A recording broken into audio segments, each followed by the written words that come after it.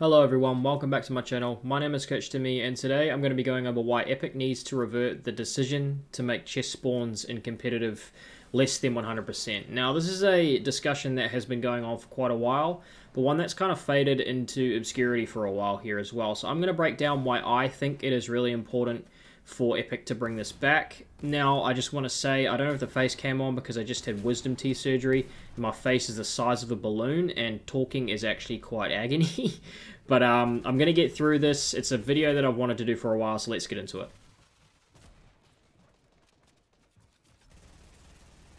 Now, to start with, this is not meant as a disparaging commentary on Epic's decisions. Ultimately, of course, they control how they operate their game, but I want to discuss why the decision to remove 100% chest spawn rate in competitive game modes the last couple of seasons has been poor. I specifically talk about competitive here because that's what I'm interested in improving, and I believe it's important to separate our needs and interests from the more casual public match player base. Fortnite is a game based around the idea of RNG, with floor loot spawns, loot rarity, and zone positioning, llamas, loot crates. All of these are fundamental to the way the game operates, and they all operate off of RNG. However, when you look at it through a more competitive lens, it's important to remove as many unnecessary elements of RNG as possible without changing the core beauty of the game. Elements of RNG are necessary to keep the game fresh. For example, if everyone knew where zone was going every game, me and my rotational theories would be useless, and zones 1 through 4 would have no purpose.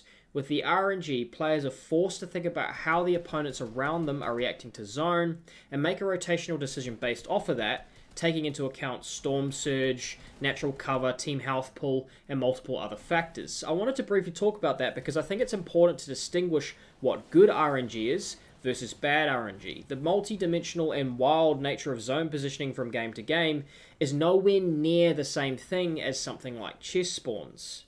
Chest spawns are generally the make or break of spawn fighting, providing higher rates of shield and materials that can win or lose fights and a guaranteed weapon. When you make the chest spawn 50% and introduce an element of RNG, the certainty a player can have in their off-spawn plan goes out the window, and they're forced to play for more loot to ensure adequate shield. From personal experience, I know what it feels like to queue arena for 5 minutes just to get 0 out of 5 chest spawns in a building you had a perfect drop for, getting out RNG'd by someone who landed on a single chest spawn and a floor spawn. This type of RNG does not add to the competitive experience of the game, both from a player's perspective or a viewer's perspective, like the zone RNG does. That is a very important distinction to make. When I look at it from a developer's standpoint, I can only come to one conclusion. It was done to level the playing field between players who know the spawns well versus players who don't. I can actually sympathize with this perspective and believe that it may have a place in the game, but only in the public match playlist.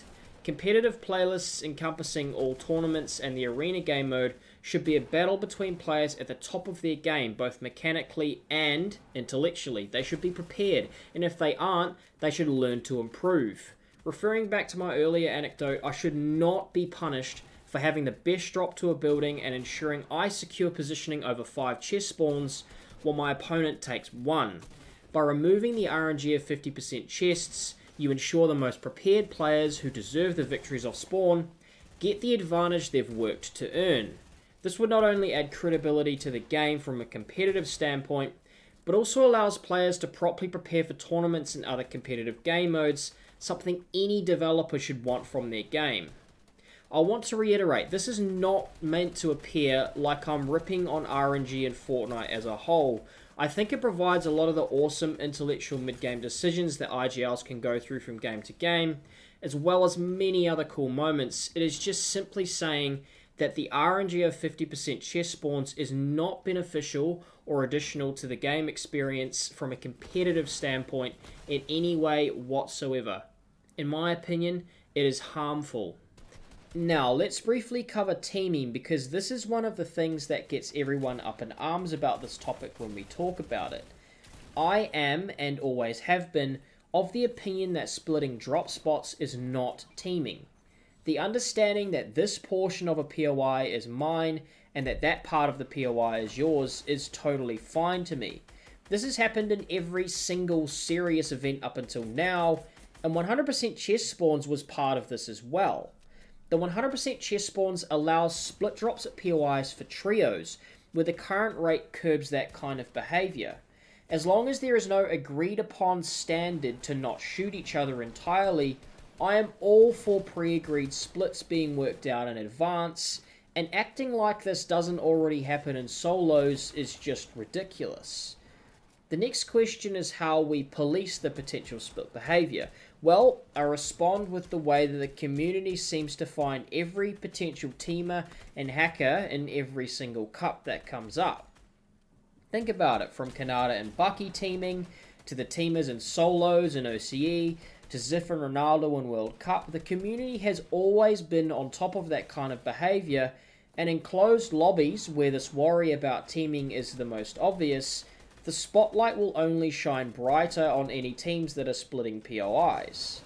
I don't see the POI split argument as valid, really, and I believe that if we need to police it, the community will be more than happy to expose scummy teamers who look to take advantage of something that can be so beneficial towards the game.